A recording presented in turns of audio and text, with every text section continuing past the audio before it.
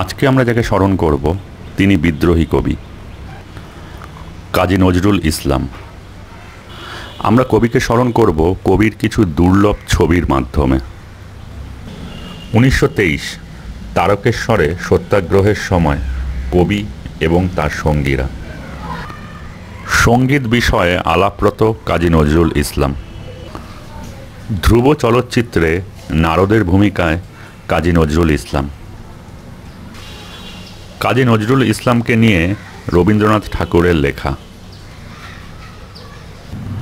স্বহস্তে লেখা কবির গানের সূচি কাজী নজরুল ইসলামের হাতের লেখা। কাজী নজরুল ইসলাম একবার চিঠি লিখেছিলেন রবীন্দ্রনাথ ঠাকুরকে, সেই চিঠির প্রতিলিপি। নির্বাক কবি কাজী নজরুল ইসলাম।